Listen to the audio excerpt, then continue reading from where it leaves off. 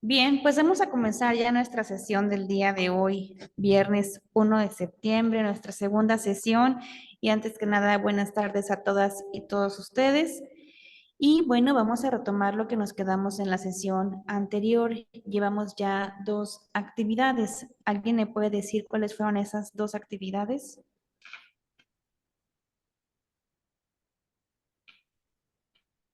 La lectura y el reporte de un artículo que nos presentó en la actividad número uno, y la actividad dos, el ensayo y análisis análisis y ensayo de un video sobre la historia del dinero, del financiamiento, básicamente. Muy bien. Bueno, vamos a comentar, vamos a retroalimentar estas dos actividades. La primera actividad, quien guste compartir su tarea, por favor.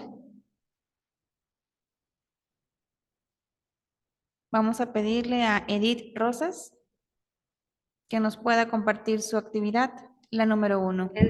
Sí, claro, maestra. Permítame tanto.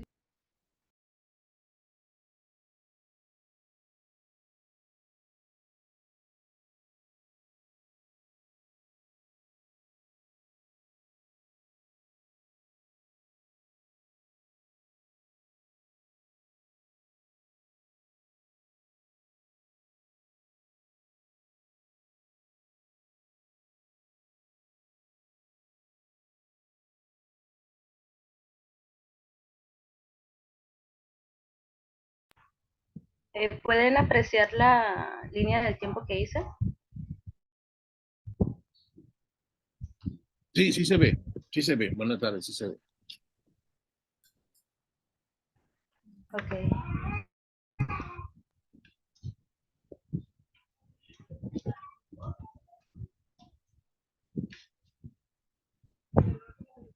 Bueno, básicamente yo hice una tipo línea del tiempo en el que puse la administración financiera, una utopía en las microempresas, lo que viene siendo la historia. Empiezo con que las finanzas surgieron como un campo de estudio a principios del siglo XIX. Siguiendo, según con Fred Whiston, cerca de 1920 fue el surgimiento de nuevas tecnologías, nuevas industrias, la necesidad de financiarlas hizo surgir la administración financiera. En la década de los 30, la Gran Depresión ocasionó que las finanzas se concentraran en la quiebra y la reorganización de las empresas.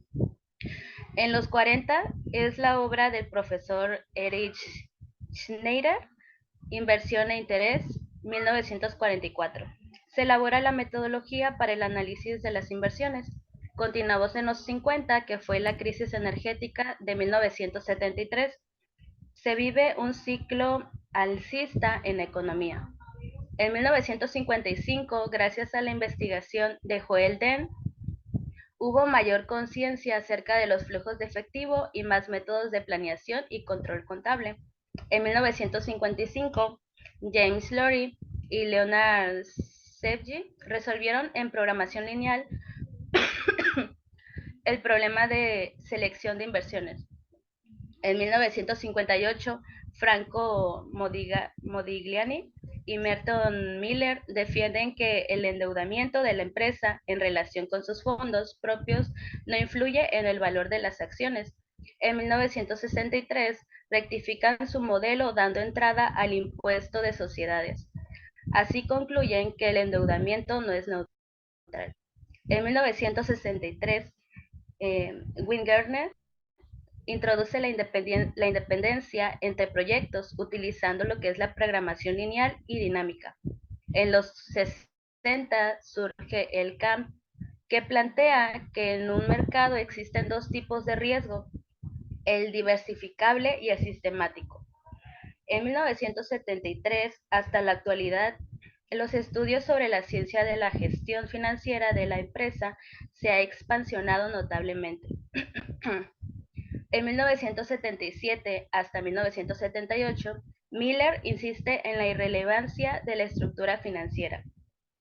La teoría de valoración de empresas parecía estancada al menos desde los años 70.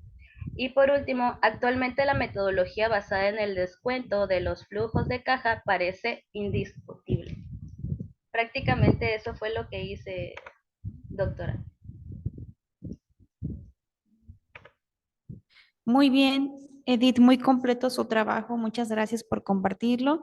Y bueno, aquí en esta diapositiva que nos presenta Edith, se ve de manera muy clara, muy resumida, cómo ha sido la evolución de la administración financiera.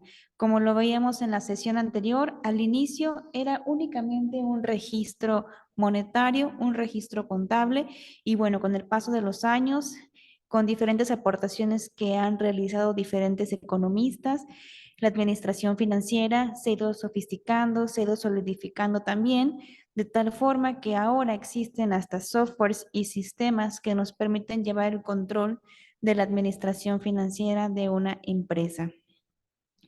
Muy bien, Edith, muchas gracias. Voy a tomar participaciones. Tenemos también, por favor, Eric Velasco, si es tan amable de presentar.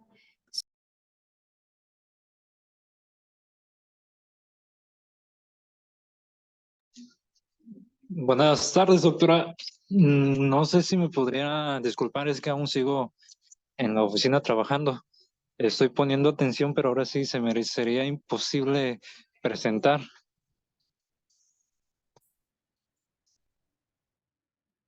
Tiene apagado su micrófono, maestra.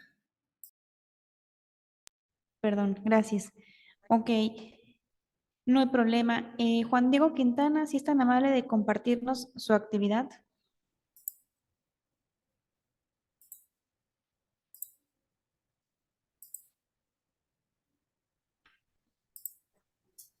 Buenas tardes, doctor. Sí, buenas tardes. Juan Diego, ¿está conectado?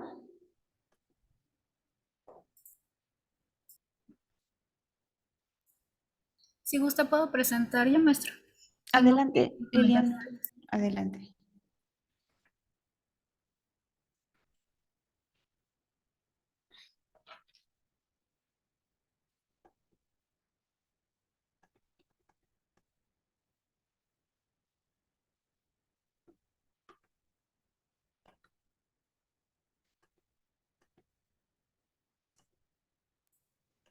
Bueno, yo primero había colocado un cuadro comparativo sobre el artículo porque pensé que ese era, no había escuchado y ya después vi el video e hice la línea del tiempo.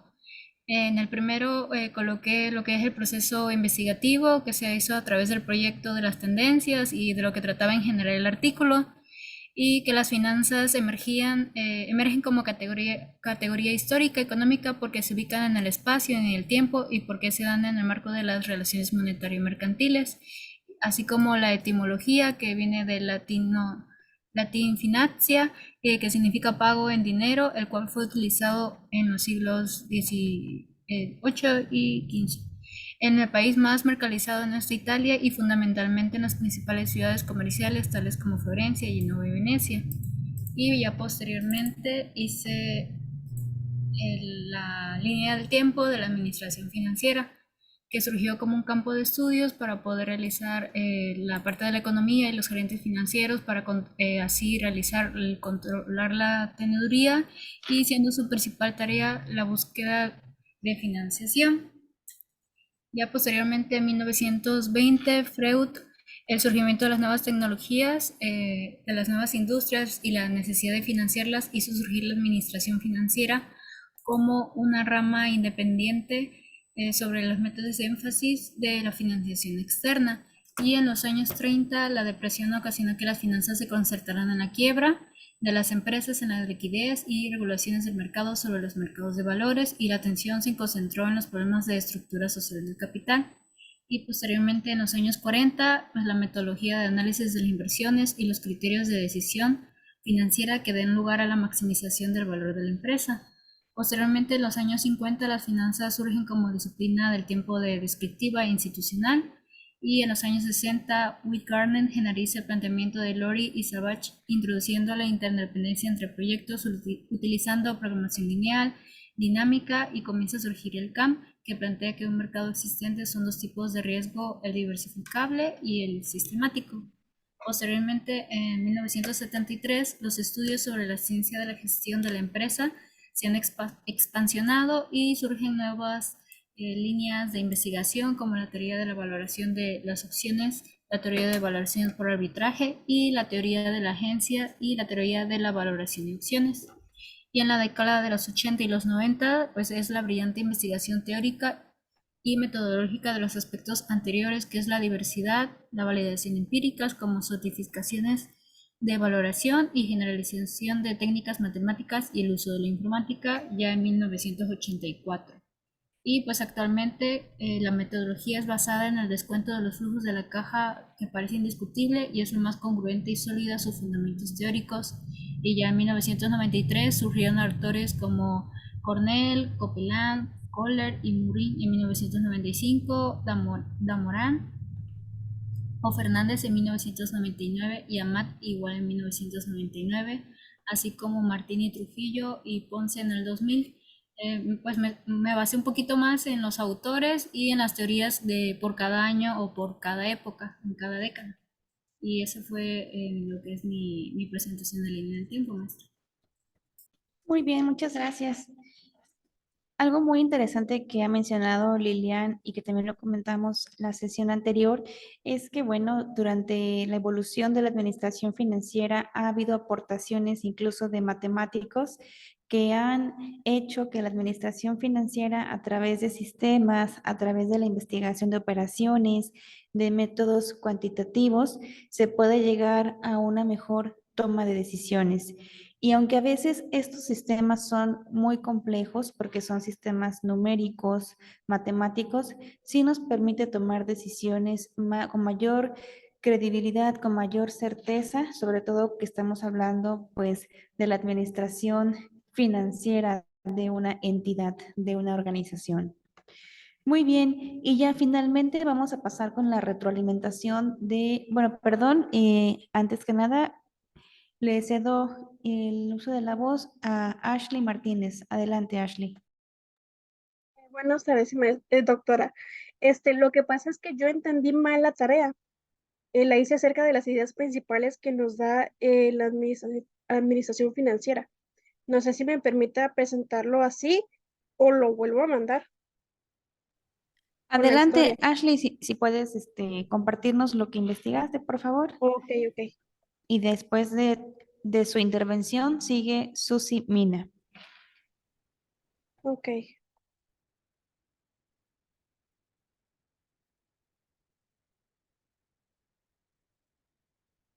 Bueno, pues como le comentaba, yo capté las ideas principales acerca de la lectura, que fue como usted lo comentaba, optimizar decisiones al comprender el estado general de su, de su organización. Puede realizar análisis que orienten sus decisiones, ya sea asignando recursos o evaluando inversiones. Se permite la planificación, administrar sus finanzas, requiere reconocer sus límites de gasto. De esta manera podrás administrar mejor tus números y elegir de manera responsable, considerando cuánto puedes esperar ganar. Ayuda con la previsión. La información precisa sobre sus operaciones.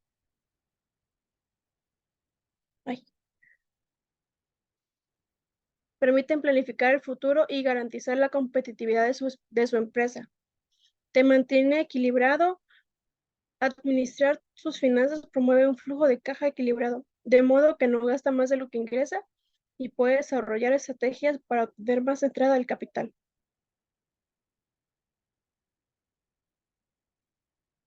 Eso sería todo. No sé si quiera o mando otra actividad con la historia de las finanzas. No, está bien, Ashley. Ya nada más, aquí es importante mencionar por qué estudiamos este tema de la administración financiera, porque como ya lo han comentado, es a partir de ahí, de esa área, donde se toman decisiones estratégicas que van a impactar en otras áreas de la empresa. Por eso es importante resaltar la palabra estrategia y que es parte del nombre de nuestra materia, porque va a impactar tanto en planes a mediano y a largo plazo para que una empresa pueda lograr sus objetivos y al mismo tiempo va a tener consecuencias en las demás áreas de una empresa, llámese mercadotecnia, producción, investigación, recursos humanos, ventas, entre otros. Muy bien, Ashley. Ya tenemos la participación de Susi Mina, por favor, adelante.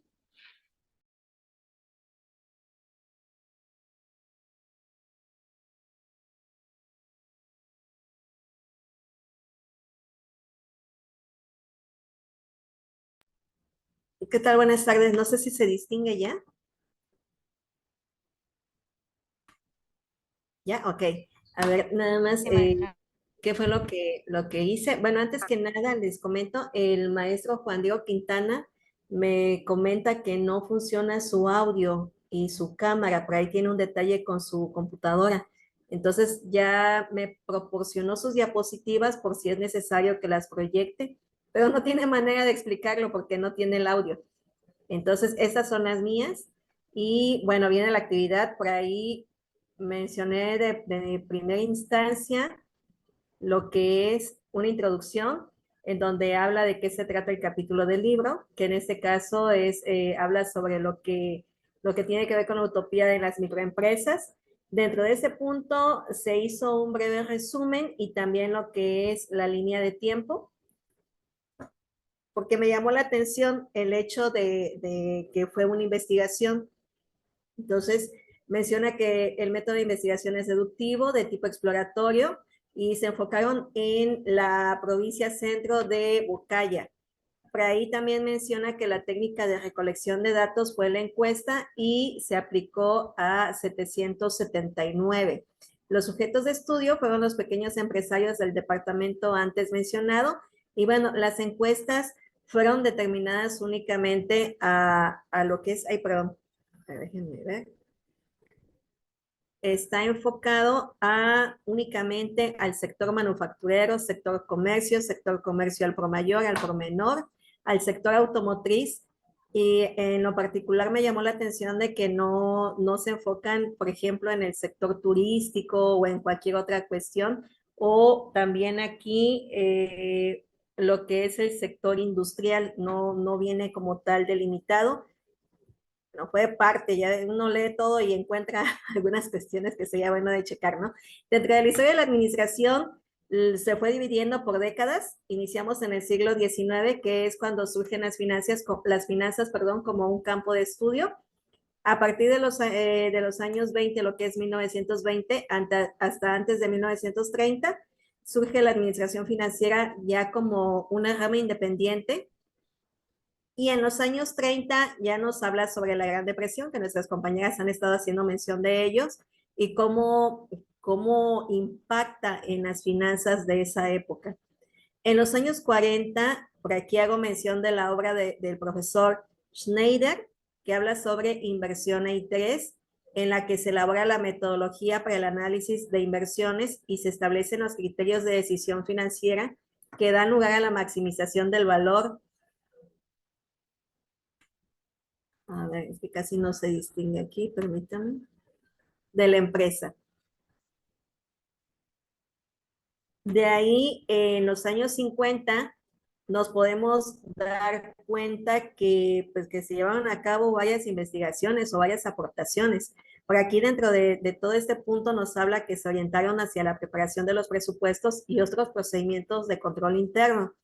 Aquí los objetivos tienen mucho que ver en lo que es la rentabilidad, crecimiento, diversificación internacional, se va cimentando la teoría moderna financiera, ya se hace conciencia sobre lo que son los flujos de efectivo y más sobre los métodos de planeación y control contable, se impulsa el análisis de los activos, ya estamos hablando también de los modelos matemáticos que hoy día ya conocemos y que inclusive todavía seguimos aplicando, y nos habla también sobre los activos fijos. Por aquí hago mención de dos autores que hablan aquí sobre la parte de la programación lineal, y llama mucho la atención que desde los años 50 ya se conocía lo que es la TIR y la BAN, que actualmente todavía seguimos utilizando.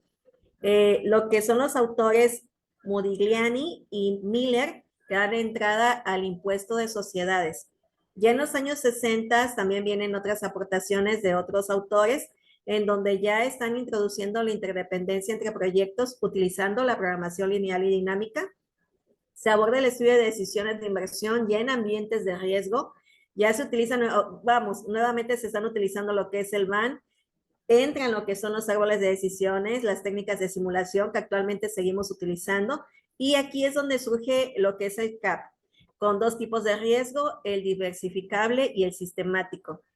Que bueno, aquí en el 70 se sigue haciendo mención de él, pero también se habla sobre estudios sobre la ciencia de la gestión financiera y que se han expansionado y profundizado de una manera notable. Ya surge la teoría de valoración de opciones, la teoría de valoración por arbitraje, la teoría de, es que está mi computadora, digo que ya tengo nueva, pero todavía no la encuentro, y la teoría de agencia.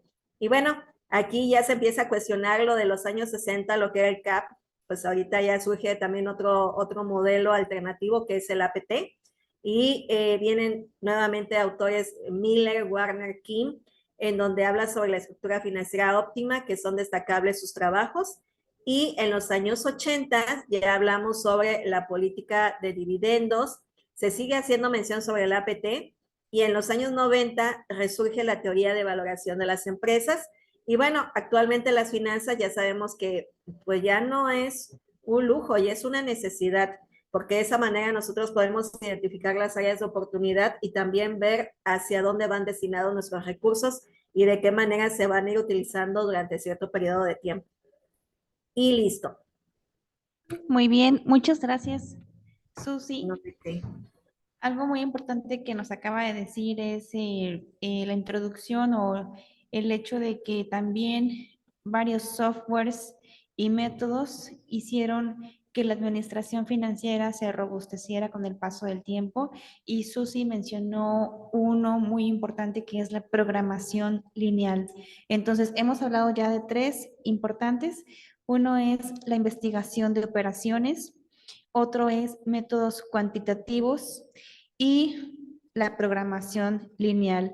Son tres ejemplos de métodos numéricos, de métodos matemáticos, de sistemas que han facilitado la aplicación de la administración financiera, la interpretación de resultados y todo para que nosotros podamos administrar de una forma más eficaz, de una forma más eficiente los recursos monetarios de una organización para poder cumplir los objetivos.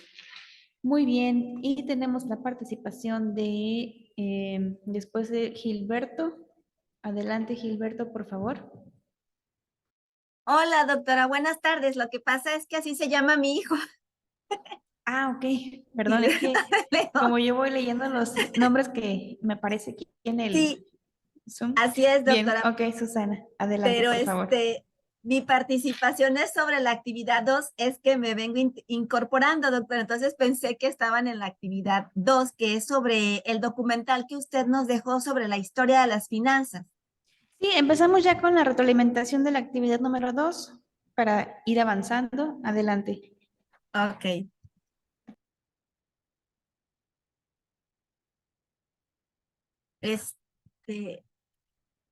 Doctora, ¿tengo que compartir? Sí, por favor, si es tan amable, o si gusta también lo puede comentar.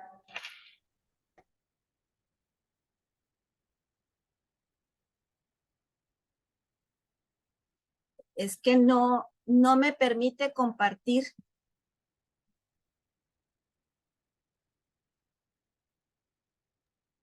A lo mejor alguien está de anfitrión, maestra, y le tiene que dar a la maestra Susi A ver, para que sea anfitriona, creo yo.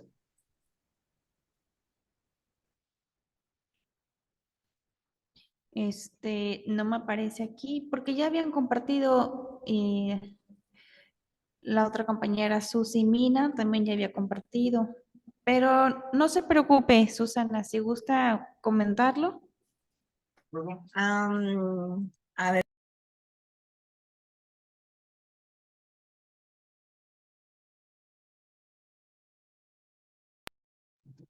¿Sí se Sí, ve, ya se doctora? ve. Ah, ok. Sí se ve, maestra Susi. Ok. Bien, buenas tardes a todos, compañeros. Doctora, voy a comentar acerca del video que nos dejó analizar la doctora sobre la historia de las finanzas. Bien, este video se encuentra estructurado de la siguiente manera.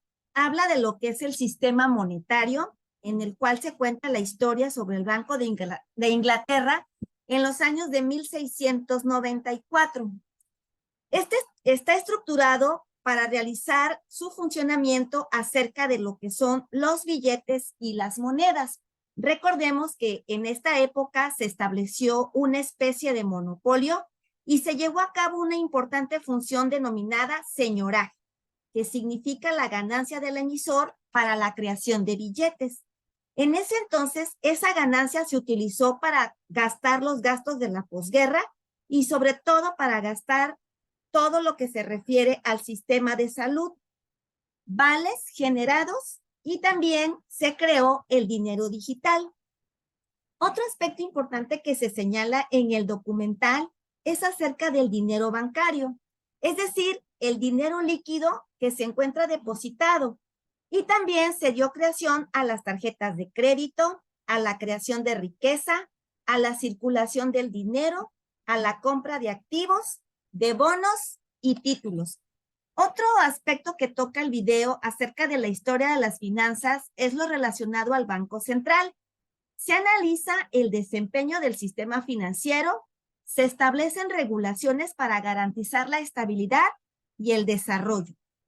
Por último, hay un apartado que habla sobre cómo evitar la inflación.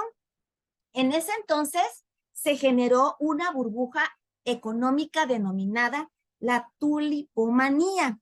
En ese entonces se caracterizó por la venta, disculpen el término, no sé cómo se dice, pero eran los cebollines de los tulipanes, sobre todo de color negro, y la gente los compró, los empezó a comprar.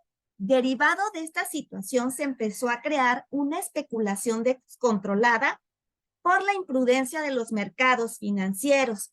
Este suceso de los tulipanes marcó una historia para construir una reforma internacional de la moneda en el sistema monetario justo y estable. ¿Qué aprendí de este video acerca de la historia de las finanzas? Este video me deja claro que el sistema financiero de un país, sea cual sea, pues debe de garantizar precisamente la estabilidad económica, tanto de los usuarios como de un país, pero también cabe reconocer que debe dar partida para la generación de empleos, para fomentar la productividad en las empresas, para generar confianza que permite invertir y ahorrar. Ese es mi comentario, doctora. Muchas gracias. Muy bien, Susana, muy interesante su reflexión, muy completa.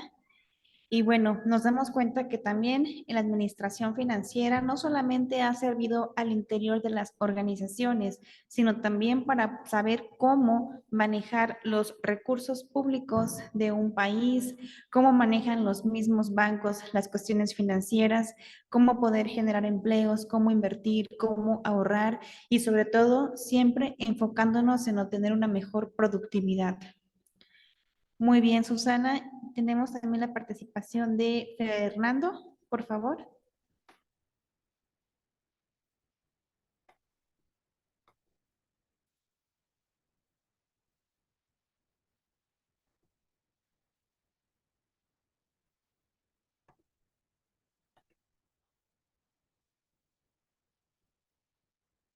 ¿Está por ahí Fernando? Disculpe, tener el micrófono apagado. Sí, con mucho gusto, claro, claro que sí. Sí, gracias. Estoy tratando de Y de ahí tenemos después partir. de Fernando Gabriela.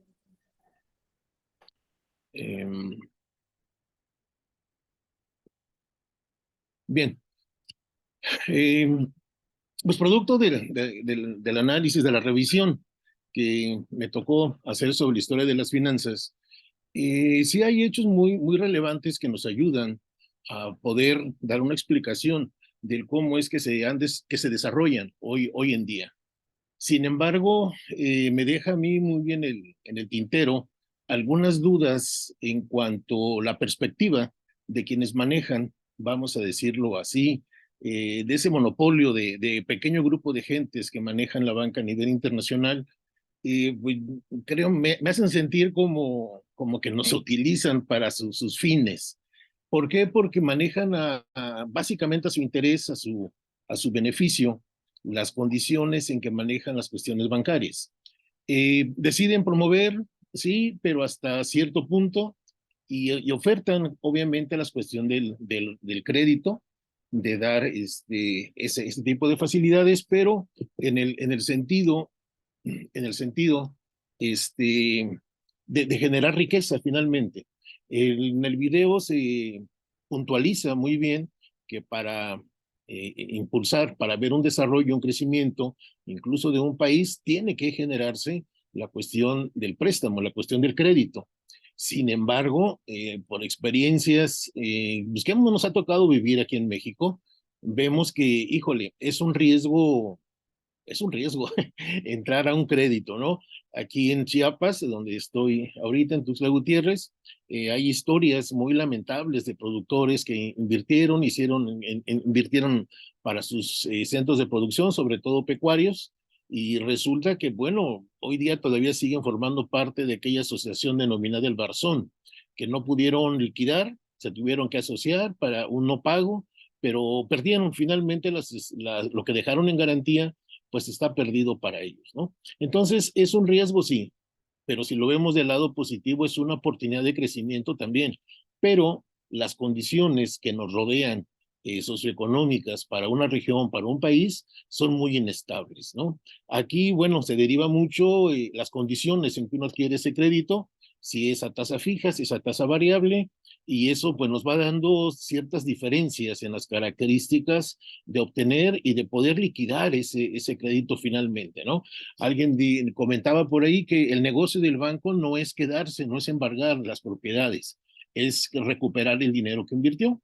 Y aquí la parte de la trastienda que nos explican muy bien es que, bueno, generaban desde la impresión de billetes, el puro costo por esa elaboración, le añadían el valor nominal por lo que estaban generados esos billetes. Entonces el negocio pues era y sigue siendo redondo, ¿no? Y hoy día es peor, porque digo peor en el sentido de que hay más ganancia, en el sentido de una doble perspectiva para nosotros como usuarios, pero para los que dominan este negocio, finalmente ya es básicamente virtual. Nos decían en el video, establecen una serie de números, ya no imprimen pues nada, simplemente es el resguardo electrónico de esa información y así se mueven capitales de manera, para los socios, de manera mínima o de baja escala, pero también entre bancos, también entre países, ¿no? Entonces, es un dinero virtual, es un dinero digital que, bueno, me dejó a mí con mucha incertidumbre. Realmente el conocer, yo había datos teóricos que yo no conocía, y me dejó casi asombrado la manera que como me sentí títere básicamente, ¿no? De cómo nos han manejado y cómo nos manejan. Entonces, bueno, realmente el saber, el conocer cómo se genera la elaboración del dinero, bajo qué intereses, pero intereses, si vemos que es de un grupo de personas que lo que quieren es ganar cada día más, pues híjole, la perspectiva es difícil de poderla considerar como realmente un apoyo para la población, para la sociedad en sí, ¿no? De donde se desarrolla.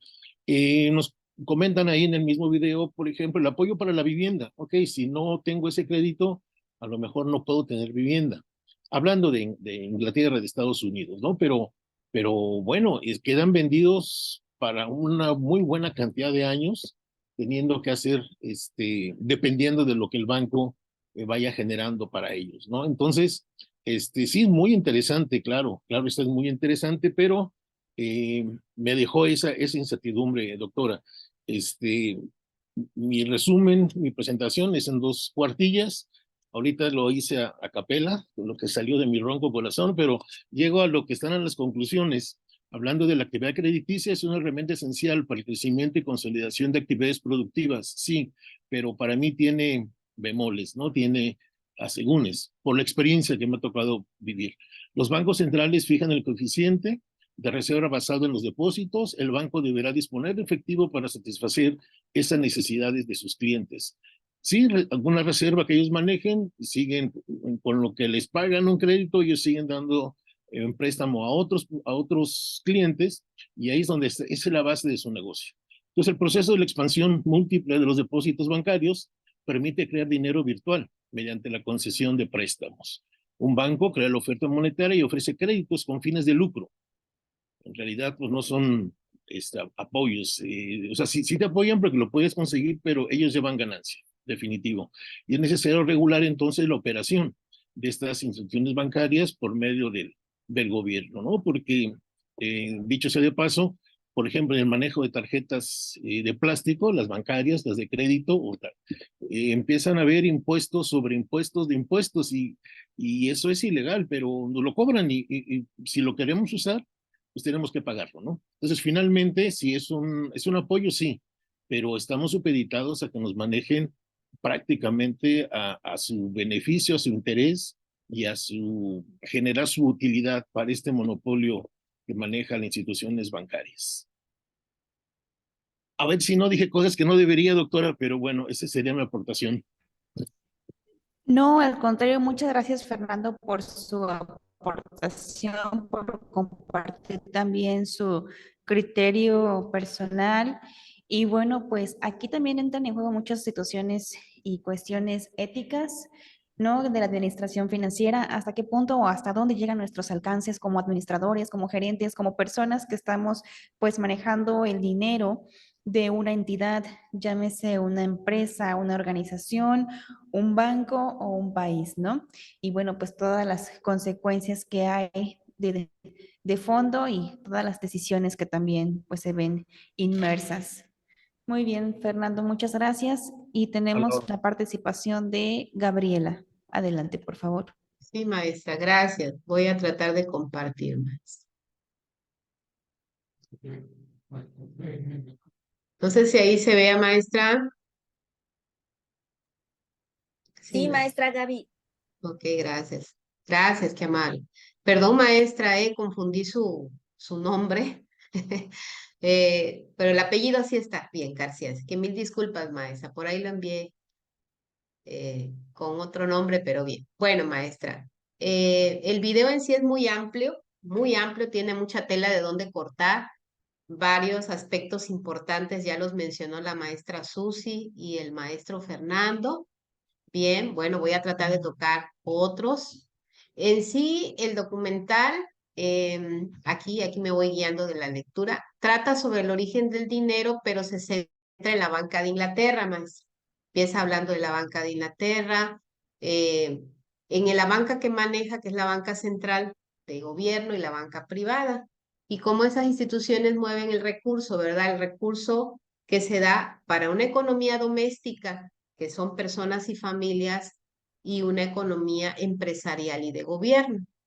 Y un aspecto importante que decía ahí una economista es que siempre hemos creído que hay riqueza a través de que una persona o una organización ahorra, promueve la inversión, promueve el emprendedurismo, y de ahí para adelante se genera la riqueza. Cuando en realidad, dice, no es así, viene en sentido contrario, sino que la circulación de dinero se da en cuanto más crédito se otorgue y haya nivel de endeudamiento. Lo que sí me sorprendió, ¿verdad? Porque se está viendo el lado contrario, de primero trabajo, luego ahorro, invierto, y ahora es a partir del nivel de crédito que otorgan las instituciones financieras y se circule y se dé el endeudamiento, en esa manera es cuando hay más dinero, es decir, por la necesidad de utilizar este recurso para algo, ¿no?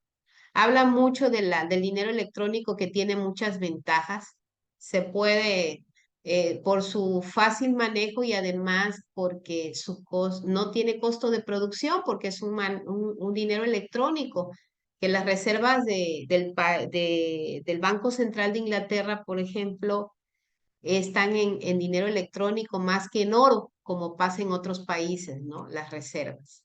Bien, por otra parte, bien habla del concepto de señoraje, que ya explicó la maestra Susi, que es aquel beneficio o ganancia que obtiene un gobierno cuando emite moneda en circulación, ya sea en forma de billetes o monedas. Las ventajas del dinero electrónico. Bien, también Estados Unidos maneja sus reservas en moneda electrónica, es algo que mencionaba, y el dólar ha llegado a ser de las monedas, pues, más fuertes del mundo, ¿sí? Incluso, decía un dato importante, a las reservas de oro de dicho país. También se habla del dólar fiduciario, que es un tipo de moneda que no tiene respaldo físico, como el respaldo en oro o cualquier otro activo tangible. En cambio, el valor del dinero electrónico pues se basa únicamente en la confianza o en la fe que las personas tienen en la autoridad que emite la moneda y en su capacidad para mantener su valor y estabilidad. Bien, ¿cuál es la responsabilidad de un banco central o de un banco de gobierno? Y lo planteaba, es cuidar esa emisión de circulante, como es también aquí con el Banco de México. ¿Por qué? Porque si se da mucha emisión de circulante, ocurre un fenómeno que es la inflación, ya que pues una emisión excesiva que hace que hay mucho dinero, hay mucha demanda, hay poca oferta y eso provoca el aumento generalizado de los precios. Por eso también el Banco Central de los países tiene que cuidar la emisión de monedas y billetes. Hablaba de esa parte importante, hablaba también de que, bueno, un indicador para medir la riqueza de un país es a través de su Producto Interno Bruto, el cual, bueno, también expresa riqueza. Y bien, un aspecto que me llamó mucho la atención es que, bueno, la cultura financiera de cada país cambia. En Estados Unidos, en Inglaterra, mencionaba el video, las personas se preocupan por tener una vivienda. Ellos consideran que invertir en activos fijos incrementa su patrimonio, o sea, para ellos es una prioridad tener una vivienda y la gran mayoría de las personas de estos países poseen una vivienda en comparación, ¿verdad?, con otros países. Se plantea el concepto de que es una recesión económica también, que es un periodo prolongado de declive en la actividad económica de un país o región. Y bien, que todos los gobiernos y los bancos centrales implementan políticas económicas para tratar de contrarrestar los efectos negativos de una recesión. Tiene también la función un banco central de reducir las tasas de intereses, la implementación de estímulos fiscales y el apoyo a los sectores de la economía. Otro aspecto importante del que habla decía que en el tema de la circulación de dinero, el documental aborda el tema de la circulación de dinero y dice que estamos en una sociedad del consumismo. ¿Por qué? Pues entre más dinero ganas, más gastas, más te endeudas. Y que en esa parte debemos de tener cuidado y que a las futuras generaciones, a nuestros hijos o descendientes, les va a costar más trabajo todavía hacerse de una propiedad, hacerse más rápido de sus cosas de lo que nos costó a nosotros. Y podríamos decir por qué, ¿no? Y yo, en mi opinión, yo creo que cada día las sociedades evolucionan en todos los sentidos y una de ellas es el factor, la cuestión laboral. Antes, maestra, bueno, pues se puede decir la generación X, pues teníamos trabajos para toda una vida, ¿no? Gozamos de una jubilación, bien, como que teníamos ese recurso para ir ahorrando, hacer más. Ahorita no, ahorita la tendencia es trabajar por proyectos para las nuevas generaciones, donde ya la cuestión de la pensión va a ser conforme a lo que tengas en tu cuenta de la Afore, y pues sí les va a costar un poquito más las nuevas generaciones, y teniendo la cuestión del consumismo, pues también es más fuerte todavía. Por lo tanto, van a tener que tener una cultura. Es importante que haya educación financiera para que las nuevas generaciones pues puedan ahorrar un poco puedan ahorrar y puedan hacerse de sus bienes, porque pues cada día se dificulta un poquito más. Y por último, el video habla, dice de que, bueno, la canalización del dinero, o que con el dinero el rico se hace más rico y el pobre se hace más pobre. ¿Por qué? Porque el rico con sus inversiones genera dinero a costa de pagar bajos salarios y el pobre pues solamente le pagan un salario y tiene que pagar una cantidad de impuestos, ¿sí?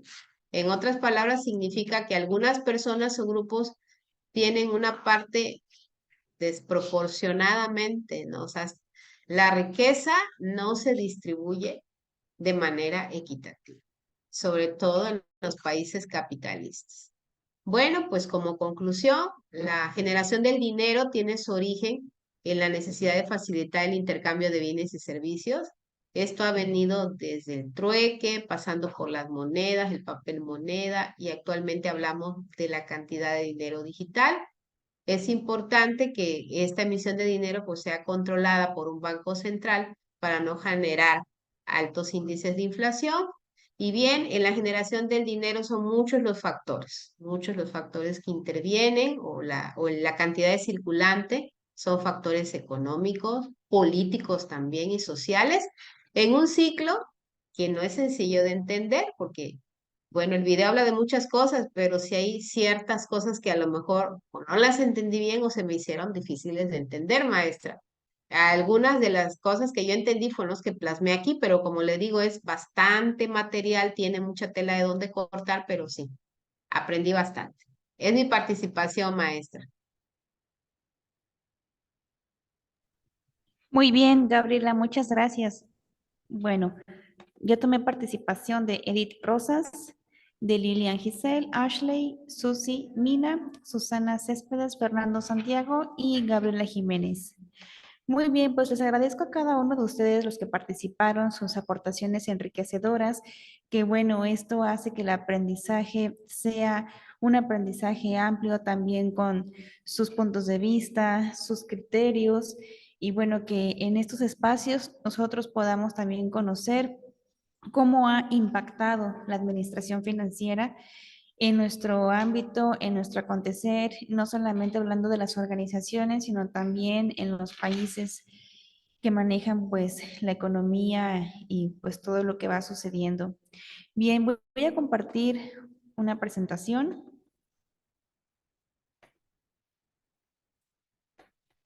Continuando ya con nuestra sesión, estamos aquí revisando en el programa de estudios que estamos ya viendo lo que es la evolución de la administración financiera, la administración financiera estratégica, que recordemos que esto implica que cualquier decisión financiera va a impactar en las demás áreas de la empresa y que incluye también planes a largo y a mediano plazo. Y vamos a hablar de otros conceptos importantes como lo que es la racionalidad financiera, eficacia, eficiencia, efectividad, medición y tiempo. Bien, pues vamos a revisar qué diferencia hay entre eficiencia, eficacia y efectividad. Revisando las definiciones de estos tres conceptos interesantes y que se aplican en la administración financiera, nos dice que la eficacia es conseguir las metas establecidas por la empresa.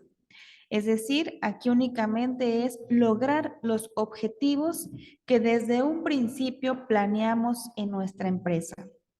La eficiencia se refiere a la capacidad para conseguir las metas con la menor cantidad de recursos. ¿Aquí qué quiere decir? Que vamos a buscar lograr nuestros objetivos, pero con el mínimo de recursos. Y cuando hablamos de recursos, nos referimos al mínimo de recursos financieros, humanos, materiales, tecnológicos. Y de ahí tenemos lo que es la efectividad. La efectividad abarca las dos anteriores, tanto la eficacia como la eficiencia. Y bueno, nos dice que ser efectivo implica ser eficaz y eficiente al mismo tiempo y tratar de optimizar los recursos. Vamos a ver más a detalle cada una de estas definiciones. Y nos dice que la eficacia en la empresa se trata de hacer las cosas correctas, es decir, hacer lo que se debe hacer para lograr los objetivos marcados. Para ello es importante que nosotros como administradores o como encargados de una empresa planeemos bien nuestras actividades, determinar cuáles son los diferentes caminos para poder solucionar un problema y qué medios o qué recursos vamos a utilizar para resolver los diferentes problemas de la empresa. Ser eficaz implica direccionar los esfuerzos hacia las metas con sentido y no idealizar grandes proyectos que sabemos que muy difícilmente se van a poder cumplir. Entonces, también una persona eficaz significa una persona que va a dirigir todos los esfuerzos para que una empresa pueda cumplir con sus metas y que también la toma de decisiones sea real, sea alcanzable, sea algo viable para saber bien hacia dónde nos dirigimos. De ahí tenemos lo que es la eficiencia en las empresas. La eficiencia significa hacer las cosas correctamente, lograr los resultados con el menor recurso disponible, el menor tiempo disponible, el menor dinero y bueno, poder abarcar todas las metas que nos propusimos desde un principio, desde la planeación. Y de ahí tenemos la efectividad que nos dice que es la suma de los dos anteriores. Seremos personas efectivas si somos capaces de alcanzar los objetivos planeados, es decir, eficacia, y de la mejor manera posible, es decir, optimizando los recursos, utilizando el menor tiempo posible y utilizando los menores recursos posibles. También tenemos aquí a un autor muy importante en la administración que es Peter Drucker y que Peter Drucker es considerado el padre de la administración moderna y que bueno, él también nos da una aportación acerca de estos tres conceptos. Nos dice que estos tres conceptos se conocen coloquialmente como las 3E. Y bueno, ¿qué significan estas 3E? Estas 3E, que es eficiencia, eficacia y efectividad, Peter Drucker las propuso en un trabajo del conocimiento. Y vamos a ver a qué se refiere con cada una de estas palabras. Eficiencia es hacer bien las cosas, es decir, realizar una actividad buscando la mejor relación posible entre los recursos empleados y los recursos obtenidos. La eficiencia tiene que ver con el cómo, es decir, cómo voy a lograr esta meta de la empresa. ¿Cómo lo voy a lograr con los recursos que tengo y poder alcanzar los resultados esperados? El modelo para la toma de eficiencia se apoya en tres pilares básicos, que son las personas, los procesos y los clientes. Se logra con personas competentes. ¿Y qué quiere decir cuando hablamos de personas competentes? Es decir, colaboradores que tengan los conocimientos, las actitudes, las habilidades, la experiencia y la escolaridad que sea de acuerdo al puesto que están desempeñando, a las actividades que tienen encomendadas.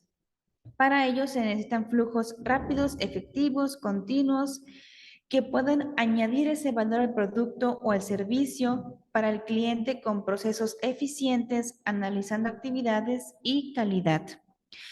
Entonces, la eficiencia es poder lograr los objetivos con personas competentes y con el mínimo de recursos. La eficacia es hacer las cosas correctas, alcanzar los objetivos propuestos. Y la efectividad es hacer bien las cosas, es decir, que las tareas se lleven a cabo, que se realicen de forma eficiente y eficaz. Entonces, se puede decir que la eficacia es, en esta fórmula, la sumatoria de eficacia y eficiencia nos da la efectividad. ¿De acuerdo? Entonces, aquí es importante que nosotros, de manera muy objetiva y muy clara, sepamos diferenciar estas tres palabras que muchas veces se confunden. Entonces, eficacia es conseguir las metas, eficiencia es conseguir las metas con la cantidad mínima de recursos y la efectividad significa la sumatoria de las dos anteriores, tratando de optimizar los recursos. ¿De acuerdo? ¿Alguna duda con estos tres conceptos? No, Doctora, No, maestra, todo claro. Muy bien. Y bueno, hablando ya en términos de administración financiera, estos tres conceptos son muy importantes que nosotros siempre los tomemos en cuenta para la toma de decisiones, para la planeación, para la organización de estos recursos financieros, porque tiene que ver con las metas que están establecidas por la empresa, tiene que ver en el cómo voy a conseguir esas metas con la cantidad mínima de dinero posible, de recursos posibles, y cómo voy a optimizar esos recursos también. Bien, de ahí vamos a entrar a otro tema interesante, que son los análisis de estados financieros. Como lo hemos platicado, la administración financiera desde sus inicios ha tratado de buscar la forma de planear y de llevar un orden de las finanzas de una empresa. Para ello, en un inicio se llevaba de forma rústica, en libretas, en papel, de forma contable, únicamente con registros. Y bueno, con el paso de los años se han implementado diferentes métodos, diferentes técnicas, incluso ya hablamos de sistemas informáticos y matemáticos que nos apoyan en tener un mejor control y un mejor orden de nuestras finanzas. Y bueno, hablando de técnicas y sistemas, tenemos aquí los estados financieros. Los estados financieros son aquellos documentos que nos van a dar información, datos numéricos y que nos van a brindar información precisa, eficaz, eficiente, para que sepamos cómo está la empresa, cómo están las finanzas de la empresa, si es una empresa que va en quiebra y en bancarrota, o si es una empresa muy buena que ha obtenido unas utilidades favorables. Entonces, esos documentos nos van a ayudar a darnos información sobre cómo es la situación financiera de una empresa. Y a partir de esos documentos, nosotros podemos realizar un análisis. ¿Y qué quiere decir con ese análisis? Bueno, en ese análisis nosotros vamos a evaluar la situación financiera de una empresa para poder identificar fortalezas y debilidades y también para proponer acciones que la empresa puede emprender para aprovechar esas fortalezas o también para corregir sus debilidades y bueno, con el objetivo de alcanzar su máxima riqueza, ¿de acuerdo? Porque bueno, todas las empresas lo que buscan es lograr sus objetivos, obtener utilidades, maximizar su riqueza y entonces los estados financieros nos van a permitir saber cómo está la empresa, identificar fortalezas, identificar debilidades y a partir de ello poder nosotros brindar propuestas para solucionar esos problemas o también para identificar áreas de oportunidad.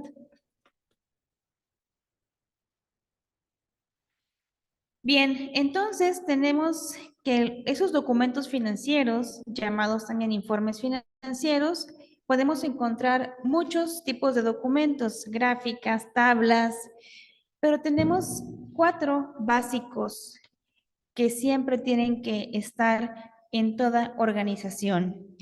Estos estados financieros básicos son el balance general, el estado de resultados, el estado de flujo de efectivo y el estado de utilidades retenidas. Estos 4 estados financieros nos van a dar datos, nos van a brindar una imagen contable para conocer cómo están las operaciones de una empresa y también para conocer su situación financiera.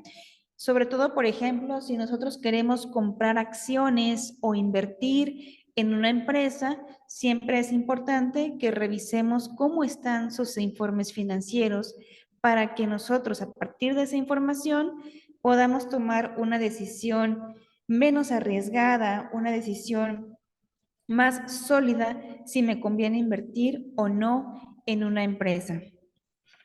Bien, los documentos financieros también nos van a permitir analizar las operaciones, puesto que nos brindan información de cómo va la empresa en este año y de años anteriores, y eso nos permite poder proyectar a futuro cómo va a estar esa empresa. Además, nos brindan informes anuales y esos informes anuales les sirve a los accionistas, a los inversionistas y a los propietarios, sobre todo para saber qué decisiones futuras tomar. Y bueno, les comentaba que existen páginas de internet, sobre todo en la Bolsa Mexicana de Valores, donde nosotros podemos obtener información reciente de cómo está la información financiera de una empresa, cómo está la situación financiera de una empresa. Aquí tenemos el ejemplo de esta empresa, Walmart, que en la Bolsa Mexicana de Valores presenta su estado de resultados, su balance general, y que nosotros también podemos descargar la información y saber si esta empresa va bien, si va mal, y a partir de ello tomar decisiones importantes.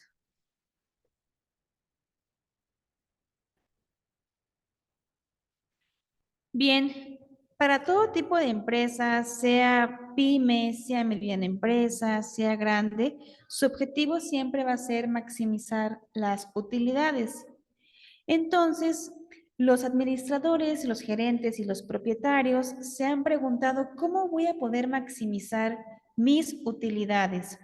Para ello es que precisamente se han implementado estas herramientas, estos sistemas también y estas técnicas que nos van a permitir tomar una mejor decisión, una decisión menos arriesgada, una decisión con más confianza, y para ello están los estados financieros. Estos estados financieros nos van a ayudar a obtener una mejor visión de los recursos con los que cuenta nuestro negocio, su rentabilidad y otros aspectos importantes que son necesarios conocer para poder tener un mejor control de lo que sucede en nuestra empresa. Bien, vamos a empezar a ver cada uno de estos 4 estados financieros básicos. Y tenemos el primero que dice que es el estado de resultados. El estado de resultados también es conocido como estado de pérdidas y ganancias. Y bueno, este documento financiero nos presenta un resumen de cómo han sido las operaciones de una empresa durante un tiempo específico. Es un documento, es un estado financiero básico de los 4 que mencionamos y que, bueno, nos presenta información relativa a los logros alcanzados por la administración de una empresa en un tiempo determinado. Además, se anotan los esfuerzos que se realizaron para poder alcanzar dichos logros. Y bueno, aquí tenemos un ejemplo de cómo es el estado de resultados. En este documento ponemos las ventas menos el costo de ventas y nos da la utilidad bruta.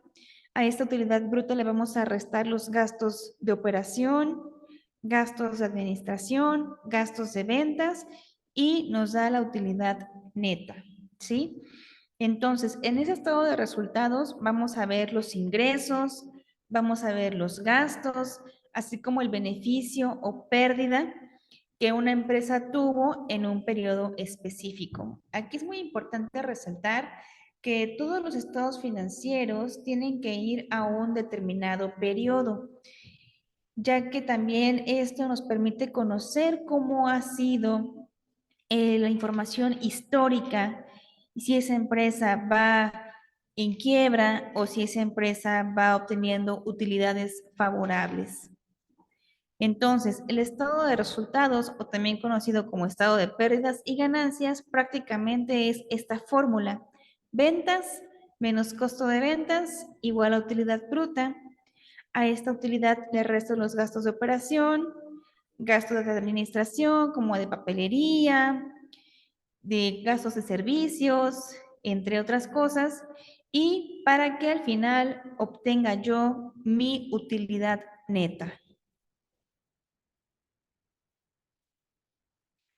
El estado de resultados, además de que se conoce como estado de pérdidas y de ganancias, también se conoce como cuenta de resultados, ¿sí? Y bueno, aquí tenemos otro ejemplo, aquí ya de un estado de resultados hecho, que es de una comercializadora. Todos los estados financieros también llevan un encabezado, entonces donde se pone el nombre de la empresa. Aquí tenemos comercializadora Sociedad Anónima. Estado de resultados del 1 de enero al 31 de diciembre del 2016. Vemos que tiene que tener siempre el periodo de tiempo. Y aquí vemos, por ejemplo, que esta empresa obtuvo ventas de 1 millón de pesos. A esas ventas se le restó el costo de ventas, que fueron 585,800. Y se obtuvo una utilidad bruta de 414,200. A eso le restamos los gastos de operación y nos da una utilidad. Después le restamos otros productos, otros gastos y nos da la utilidad antes de impuestos y antes de reparto de utilidades. Después le restamos los impuestos, le restamos lo que es la participación de los trabajadores en las utilidades y al final obtenemos una utilidad neta, que esta es ya la utilidad real que obtuvo nuestra empresa. Entonces, recordemos que el estado de resultados se integra por ventas menos costo de ventas igual a utilidad bruta, la utilidad bruta menos gastos de operación, eso nos da la utilidad neta. Ahora, podemos encontrar diferentes cuentas. En este caso nos ponen aquí impuestos, nos ponen otros productos, otros gastos, pero en términos generales, la fórmula del estado de resultados es esta, que es ventas menos costo de ventas, utilidad bruta menos gastos de operación y nos va a dar la utilidad neta.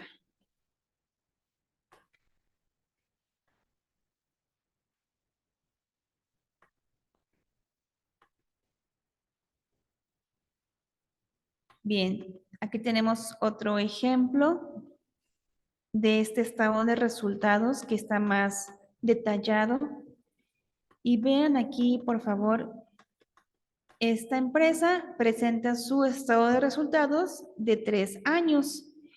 Y que bueno, esto es importante también porque así con estos datos del histórico podemos tomar decisiones si esta empresa va mejorando o si va empeorando. Fíjense aquí, por ejemplo, en este estado de resultados aparecen ventas. En el año 1 hubo menores ventas, pero no quiere decir que sea el mejor año, puesto que al final nosotros vamos a obtener lo que es la utilidad. Y la utilidad neta, el año que tuvo mejor utilidad neta fue el año 3, con 439,862 pesos. Este fue el mejor año, con más utilidad.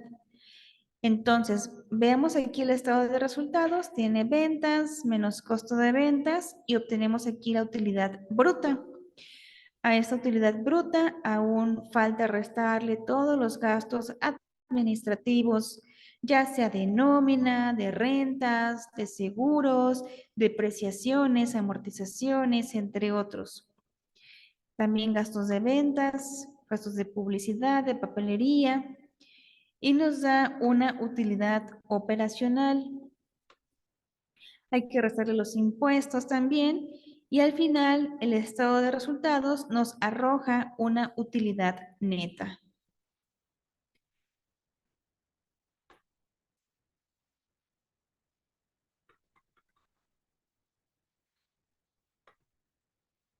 Bien, entonces, el estado de resultados, ¿en qué nos va a beneficiar?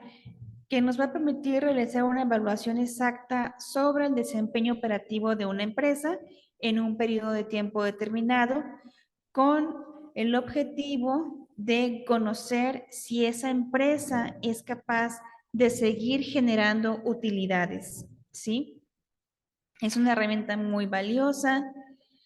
Este estado de resultados nos ofrece una mejor visión de los ingresos de la empresa y también poder más o menos revisar a futuro cómo van a ser esas utilidades.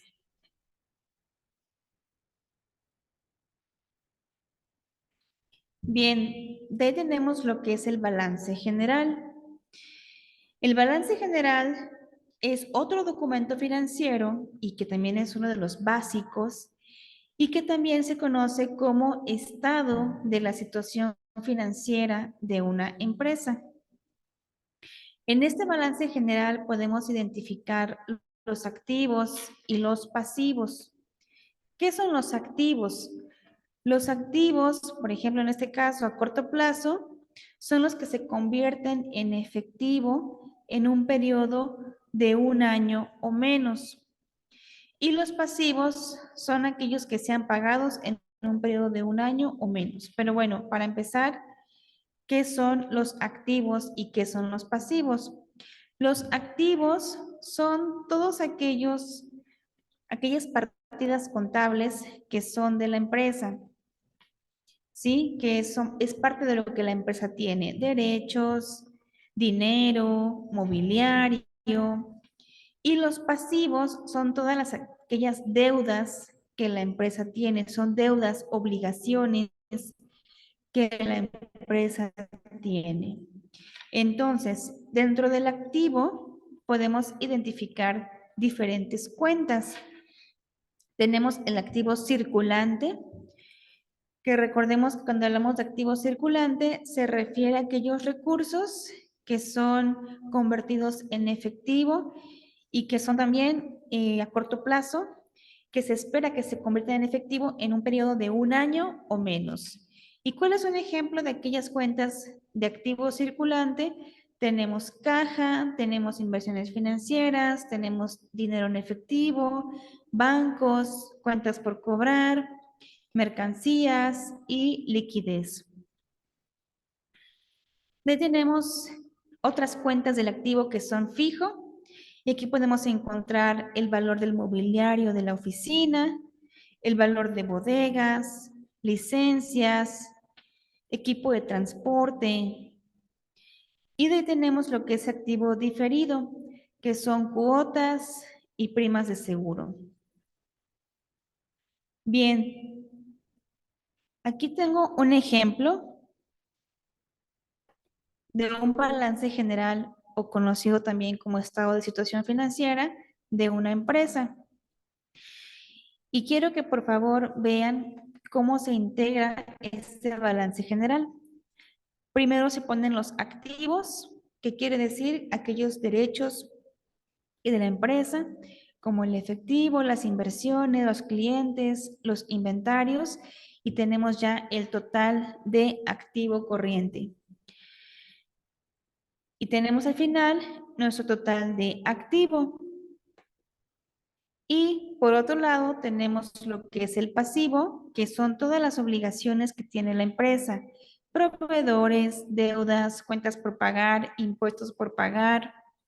Y al final tenemos nuestro total pasivo. Y de ahí sigue otra sección que es patrimonio, o también conocido como capital, Y aquí vamos a poner cuentas como capital social, utilidades de ejercicios anteriores y también nos va a dar un total del patrimonio.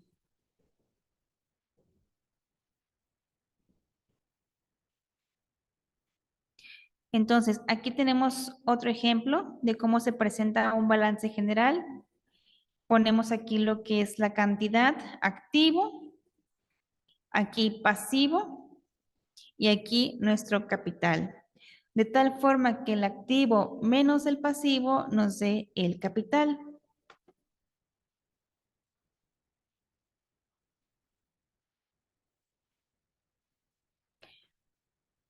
Muy bien.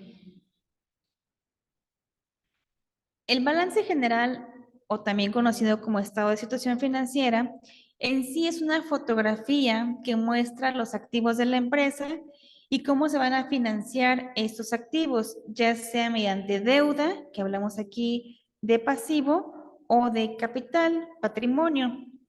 Este balance general nos va a mostrar cómo está nuestra empresa en cuanto a nuestros activos, pasivos y capital a una fecha determinada.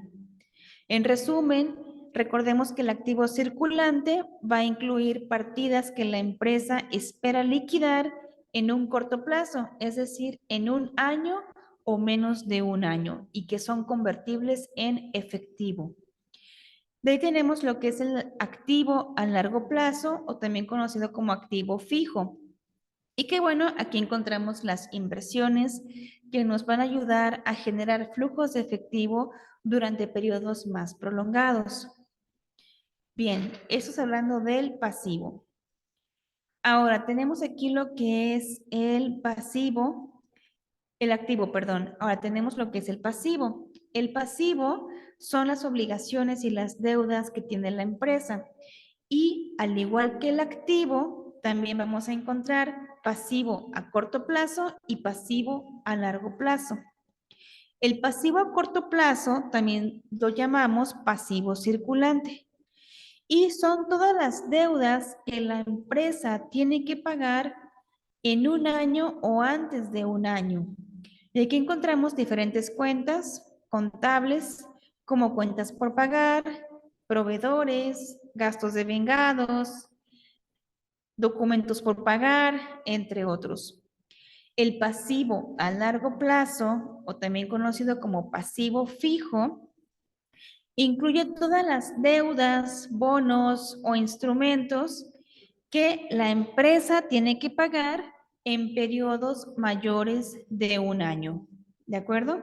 Entonces, esa es una manera resumida y muy, muy práctica de cómo se diferencian las partes de un balance general. Recordemos que el balance general nos presenta el activo, el pasivo y el capital. Y bueno, el capital, ¿qué quiere decir el capital o el patrimonio? Es la propiedad de los accionistas, que a diferencia de los pasivos no tiene que pagarse. El capital total es la cantidad que se le pagaría a los accionistas si los activos de la empresa pudieran venderse al valor registrado en balance general. Por lo tanto, el capital es igual al activo menos pasivo. Aquí tenemos la fórmula del balance general y que nos dice que el activo es igual a el total del pasivo y capital, o viéndolo desde otra perspectiva, también se dice que el balance general es igual al activo menos pasivo igual a capital. Bien, ¿hasta aquí alguna duda con el estado de resultados y el balance general? ¿Ya anteriormente tenían conocimiento de estos estados financieros? Sí, sin duda, doctora. No hay duda, gracias. Sí, doctora, gracias. Aunque ya los conocíamos, bueno, propiamente en mi área, soy del área de económico administrativo, no los he desarrollado así de forma tan profunda. Bien. Sí, estos documentos son parte de, como les comentaba al inicio, de las técnicas básicas que la administración financiera pues ha propuesto a las empresas para llevar un mejor orden y control de sus recursos financieros, de su dinero, y sobre todo para ver cómo optimizar ese dinero, esos recursos para una mejor toma de decisiones. Muy bien, y bueno, el estado de resultados y el balance general son como los dos básicos. De ahí tenemos lo que es el estado de flujo de efectivo. El estado de flujo de efectivo nos va a presentar datos sobre inversión y financiamiento de la empresa durante un periodo. Bien. Para efectos de esta materia, los estados financieros los vamos a ver de forma básica, o sea, qué son, cuáles son. No vamos a desarrollar estados financieros, únicamente vamos a tomarlos de base para nuestro siguiente tema, que son las razones financieras. Las razones financieras son diferentes fórmulas que nosotros vamos ahí sí a desarrollar para que nos permitan tomar mejores decisiones en la empresa. Y bueno, los datos de estas fórmulas, como lo ven aquí en la diapositiva, precisamente estos datos los vamos a tomar de los estados financieros, ya sea del balance general, ya sea del estado de resultados o ya sea del estado de flujo de efectivo. Entonces, bueno, nada más para finalizar esta primera parte, que son los estados financieros básicos, vamos a realizar nuestra actividad número 3, antes de entrar a lo que son las razones financieras. Les voy a pedir de favor que investiguemos en al menos 3 fuentes de información, la definición, importancia, objetivo de cada uno de estos 4 estados financieros básicos. Vamos a dar de 25 a 30 minutos, por favor. Adelante.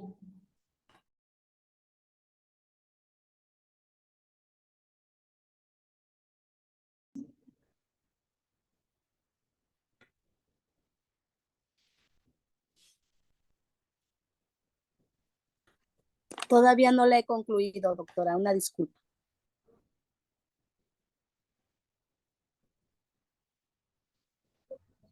¿Quiere que Hugo Alonso, mostremos ¿sí? el avance, doctora? ¿Perdón? Comenta que si quiere que mostremos el avance. Sí, de lo o que quiere lleven, por el favor. documento terminado. Doctora, yo hice de sí. una sola... Ay, perdón, maestra. El avance está bien, por favor. Si nadie va a presentar, puedo presentarlo. A ver, vamos con Lilibet Yepes y después con Edith, por favor. Adelante. Bueno, buenas noches. Voy a presentar lo que hice.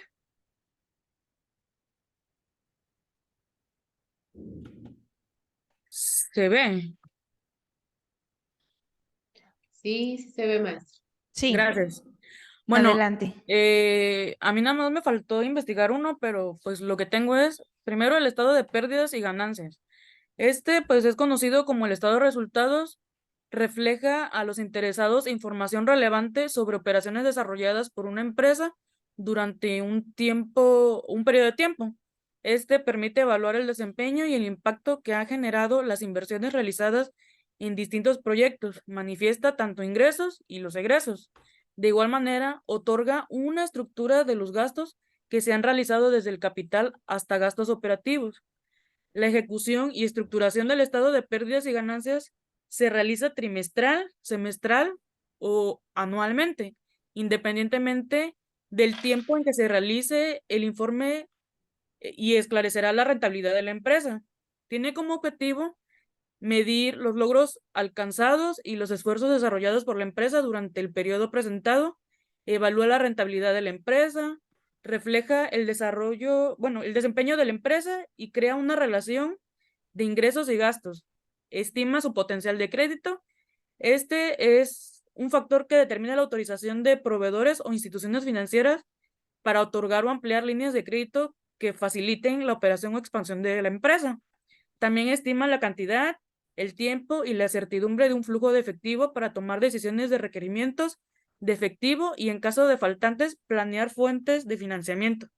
También uno de sus objetivos es medir el riesgo o decisiones de inversión. La fuente es Rankia MX. El balance general, yo encontré que es un estado financiero que brinda información sobre activos, pasivos y patrimonio de una empresa durante cierto periodo, también conocido como balance de situación financiera. Muestra datos correspondientes hasta la fecha en que se emita el balance y generalmente el cierre del periodo fiscal. Un balance general nos va a brindar información acerca de la situación de la empresa. Los datos que arroja el balance general reflejan la situación de la empresa, la cual presenta, y también el rendimiento de sus operaciones y en general, pues aspectos de tipo financiero teniendo un intervalo de tiempo concreto. Este permite comparar distintas relaciones contables de sus bienes con las obligaciones financieras y patrimonio, así como pérdidas y utilidades resultantes. Su objetivo es aportar a dirigentes y socios de la empresa la obligación legal. Obligan a las empresas a llevar a cabo la contabilidad de sus ingresos, gastos o amortizaciones. Es útil a la hora de aportar información sobre la situación que presenta la empresa. También permite conocer si las finanzas de la empresa están bien estructuradas y si es solvente. También permite evaluar cuál ha sido su evolución de forma resumida. La fuente es Economipedia. Bueno, y el tercero que investigué, el estado de patrimonio de accionistas. Este es un documento financiero que presenta una visión general de los activos y pasivos de una persona o de una entidad. Es importante tener un estado de patrimonio para saber lo que se posee y lo que se debe, ya que esta información es vital para tomar decisiones financieras prudentes. El estado de patrimonio de una persona se compone del activo o del pasivo, y del pasivo. El activo, pues, es todo lo que poseemos y lo que generamos como ingresos. El pasivo es todo lo que se debe. En la sección de activos se incluyen bienes tangibles e intangibles. Los bienes tangibles incluyen propiedades, vehículos, joyas y cuentas bancarias. Los intangibles, pues, son acciones, bonos y cuentas por cobrar. En la sección de pasivos van todas las deudas y obligaciones, y las deudas se dividen en dos: a corto o largo plazo. El corto plazo, pues, se tiene que pagar en un año o menos, y largo plazo, pagarse en más de un año. Y las obligaciones incluyen hipotecas, préstamos estudiantiles y tarjetas de crédito. El estado de patrimonio es útil para determinar si se está en camino de alcanzar objetivos financieros y también ayuda a identificar áreas en las que se pueden mejorar la situación financiera de las personas. Y bueno, es todo.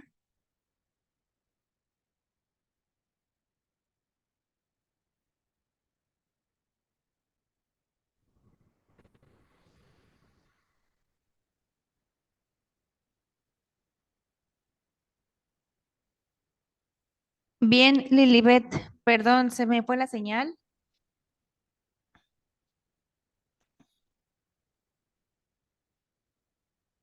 ¿Sí me escuchan? Sí, la escuchamos. Sí, Sí, doctora. doctor.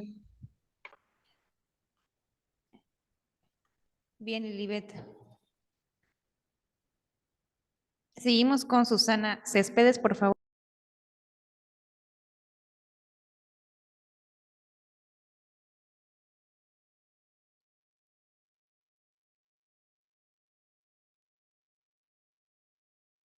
Bien, doctora, yo aquí puse que el estado de resultados es un estado financiero, pues, en la cual se presenta información de los logros alcanzados financieramente por alguna institución derivado del trabajo que hace la administración de una empresa. Este estado de resultados precisamente tiene como objetivo analizar toda la información financiera de la organización en un periodo determinado, el cual nos permite analizar la relación existente del ingreso, de los costos y de los gastos para que las empresas puedan determinar cuál ha sido la ganancia o cuál ha sido la pérdida en un periodo determinado, de tal forma que puedan tomar decisiones al respecto.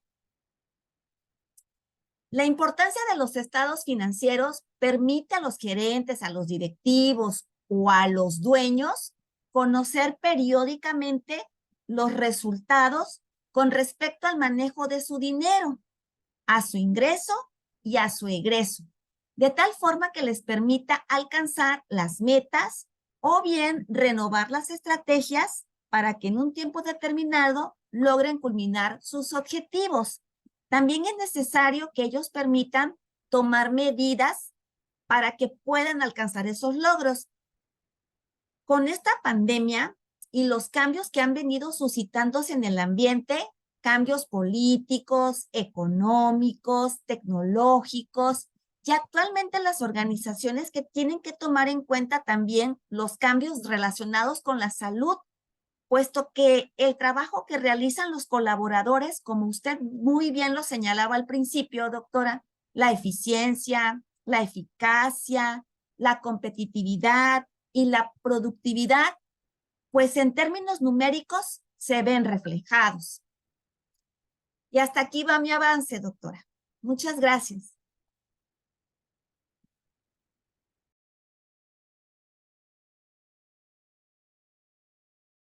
Bien, muchas gracias, Susana. Agradezco su aportación, al igual que Lilibet. Y bueno, pues vamos a dejar pendiente esta actividad, que prácticamente es para que ustedes conozcan mayor detalle cuál es la diferencia entre cada tipo de estado financiero. Y vamos a también dejar de tarea una actividad número 4. Parte de nuestro temario habla de la racionalidad financiera. Se dan cuenta, tenemos aquí en nuestro temario y nos habla acerca de este concepto que es racionalidad financiera. Entonces, para que nosotros cumplamos con todo el contenido, vamos a dejar esta actividad número 4, que es un artículo. Van a leer este artículo sobre racionalidad financiera y realizar una infografía donde se explique la importancia de este concepto para la administración estratégica. Les voy a compartir en el chat el artículo. 4, ¿de acuerdo?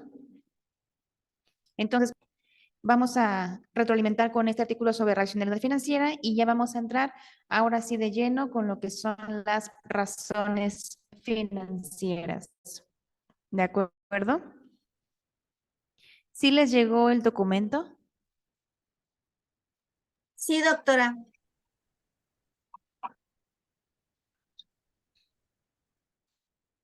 Bien. La actividad es esta, la número 4.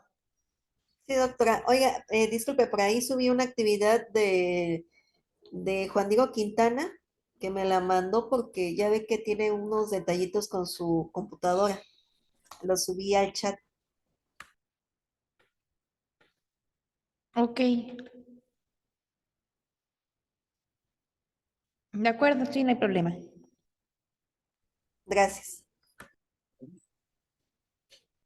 Bien, entonces no sé si hay alguna duda, pregunta. Queda de tarea la actividad número 3, terminarla, y la actividad número 4. Maestra, También la actividad número 3 se manda por correo, por favor. la actividad 4, ¿para qué fecha la debemos enviar, doctora? La 4 es para nuestra siguiente sesión, que es el próximo viernes. La 3, por favor, esa sí les pido que lo manden a más tardar el domingo. Que Gracias. gracias. Bien, pues si no hay alguna otra pregunta o comentario adicional, damos por finalizada la sesión del día de hoy. Agradezco a quienes aportaron con sus participaciones. Muchas gracias y bueno, pues estamos